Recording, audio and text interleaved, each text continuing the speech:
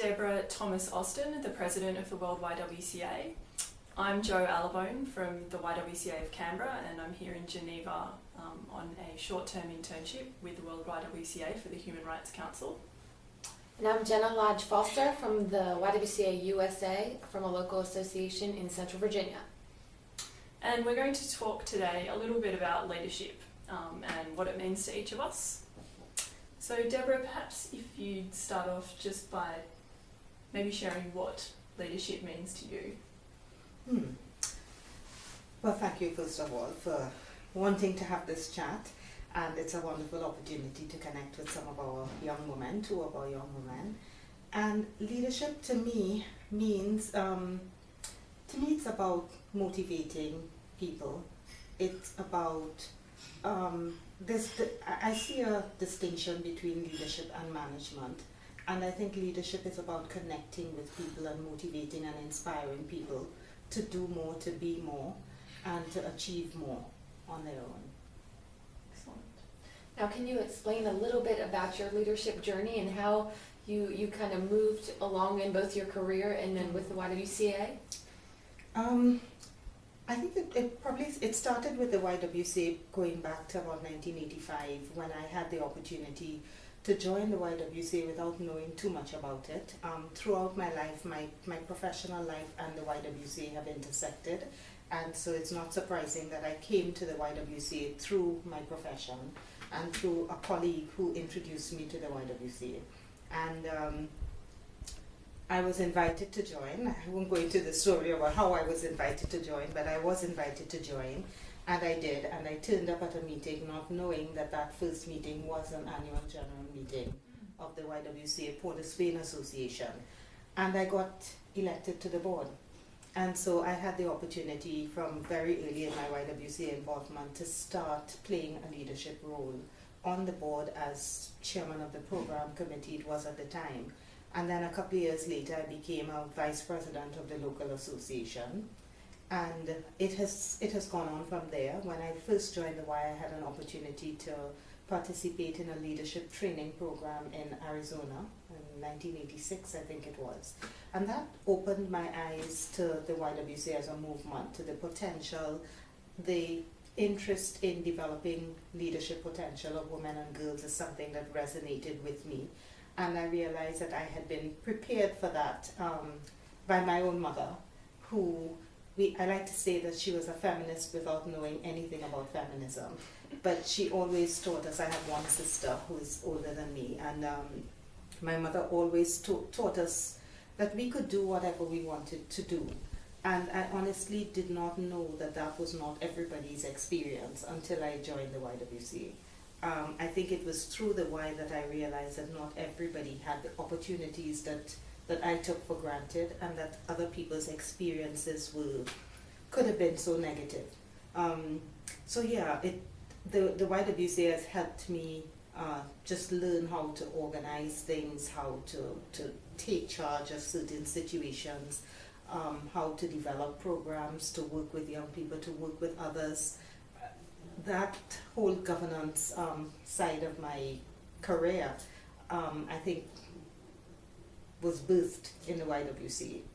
And so I've had the opportunity to practice those leadership skills, not just in the Y, but in other professional organizations and also in my job currently.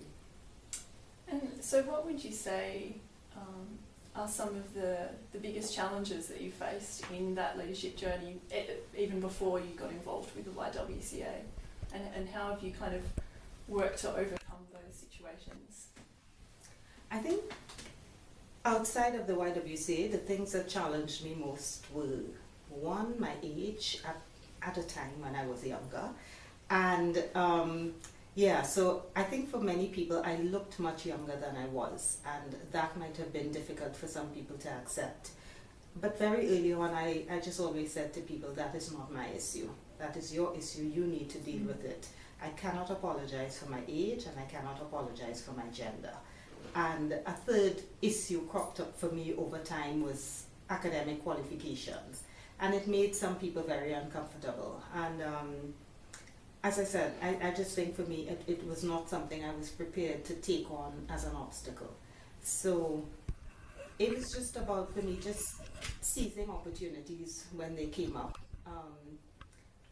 And I must say, I didn't always seize the opportunity, and I didn't always look for opportunities. I was quite happy to be in the background and to follow, not to put myself in a leadership role. But as the opportunities came up, I think being involved with the Y gave me the confidence to take on certain challenges when they came up, to say yes to certain things. And well, I guess the biggest thing I've had to say yes to in a long while is 2011, agreeing to allow myself to be put forward as a candidate for president of the World YWCA. But yeah, it has given me that confidence to take on other challenges, and I've taken on others in my career as well that maybe without the grounding in the Y I would not have considered. But I think one of the things that I do is, if I decide to take something on, I'm realistic about what is involved, and I try to find out as much as I can about what is needed and to develop the skills if I don't already have them. And I'm always willing to learn. I think as long as you live, you learn, and so I'm always willing to find out more and to open myself to new ideas and new things. I can certainly relate to your point about the Y giving you a space to explore your potential and in fact giving you the confidence to step up and take advantage of opportunities. I think for me, just in the last few years that I've been more involved with my local Y, people have pushed me to apply for things like this internship, for example, where otherwise I would have been, as you said, quite happy to sort of stay in the background or, you know, think, oh, I probably won't get it because of this and this and this. But the Y, certainly in Australia, seems to have a culture where we really are supporting each other, and people will push you along and help you acquire the skills that you need to take advantage of those. And I've had the same experience. There's been, I think, of two very strong women from the U.S. That have kind of supported me along the way, just kind of encouraging me to go after opportunities that, you know, I may not have gone after, and sometimes we may not even know about. And they've just kind of encouraged me. So it's definitely part of the empowering women and things like that that I've experienced personally. I think sometimes it's evident that people see things in us that we don't necessarily see in ourselves, and we have to be open to hearing that and seeing what they see in us, and just going out there and trying to live up to that. It may seem as though it puts pressure on us, but I think it maybe puts a little pressure on us, but it also forces us to explore our own potential in ways that we might not otherwise have done. Yeah. It's wonderful to just think about those situations and think about the people that are cheering you on in the background and really wanting you to succeed, you know, making sure that you know you're capable of doing big things. I mean, Joe and I had a conversation about just this opportunity, this internship last night, and it was like, you know, this is such a blessing, and this is such an important kind of pivotal moment in our lives and in our careers and our experience with the YW, and just really being immersed in the Human Rights Council and this leadership opportunity is just, it's huge, and it's just we're very grateful for it, and to the women that really supported us along our journey. Absolutely. And the ones that are on Twitter actually supporting us right now. You know who you are.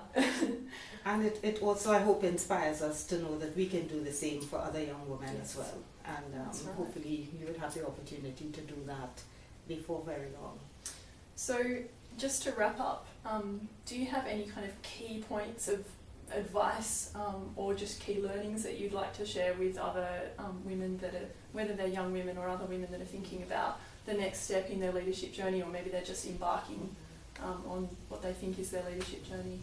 I think we all have the potential for leadership within us. I think we need to just look inside and to accept and acknowledge our strengths and to be able to take those forward. I believe that women's leadership has to be different. I think women bring different qualities to leadership, and we should not be ashamed of that. We need to lead with integrity. We need to have values as a basis for our leadership, and let those values shine out, so that our leadership is seen as different. I think if it's going to be the same as everybody else's, then there's no point in it. As leaders, we have to stand out. We have to be willing to do things differently. And I just firmly believe that at the basis, at the back of it, must be very strong values and acting with integrity at all times, and encouraging other young women. Yes, so whatever you can do in your own spaces to share your experiences and give other young women the support that they need to embark on their leadership journey, I think you should seize that opportunity. And with the YWCA, you never know where it's going to take you. Absolutely. Well, thank you so much for taking the time to chat to us this afternoon, Deborah. We really appreciate it. Yeah, thank you. Thank you.